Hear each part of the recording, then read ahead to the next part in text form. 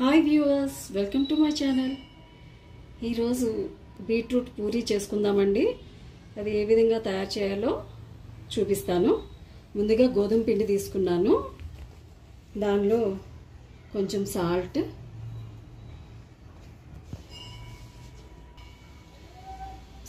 వేసాక ఇలాగా నేను బీట్రూట్ని ఉడకబెట్టుకున్నాను అనమాట.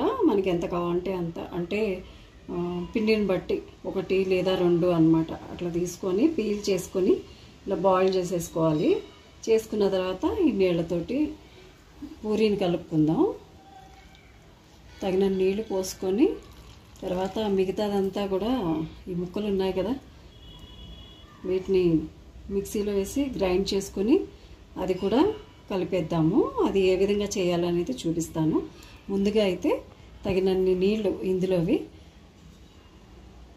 ఈ పిండికి పోసుకుందాము. ఇందాక బీట్రూట్ ముక్కలన్నీ ఇలా గ్రైండ్ చేసేసుకున్నాను. ఆ గ్రైండ్ చేసుకున్నది ఈ పిండిలో వేసుకొని కలిపేసుకుందాం. ఎంత కావాలో మీరు చూసుకొని క్వాంటిటీ చూసుకొని పిండిని ఇలా కలిపేసుకుని ఇంకా పూరీలు రెడీ చేసుకుందామండి. పక్కన ఆయిల్ కూడా రెడీ చేసుకున్నాను.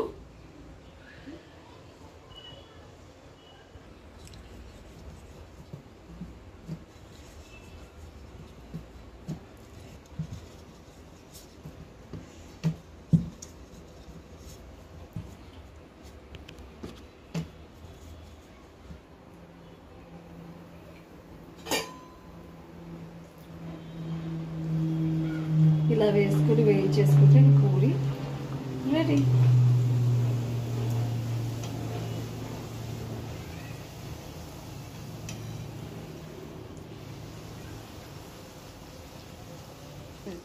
పూరి రెడీ అయిపోయిందండి. ఎంతో టేస్టీగా ఉండి హెల్త్కి ఎంతో మంచిదైన బీట్రూట్ పూరి రెడీ. ఇంకోటి కూడా వేసుకుంటున్నాను. పిల్లలు జనరల్గా పూరి అయితే తింటారు కదా, బీట్రూట్ విడిగా పెడితే వాళ్ళు ఎక్కడ తింటారు, విసుక్కుంటూ ఉంటారు కదా.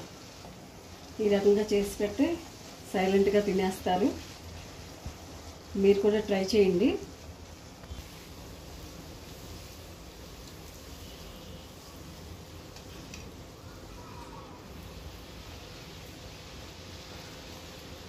చక్కగా పూరీలు చక్కగా ఉబ్బుతాయండి.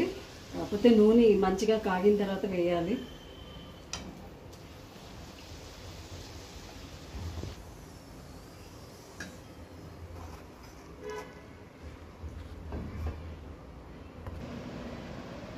ఎంతో టేస్టీగా ఉండే పూరీలు మీరు కూడా ట్రై చేసి చూడండి. హెల్త్ బెనిఫిట్స్ ఎన్నో ఉంటాయి. ఈ వీడియో కనుక మీకు నచ్చినట్లయితే లైక్ చేయండి, షేర్ చేయండి, సబ్స్క్రైబ్ చేయండి. Thank you.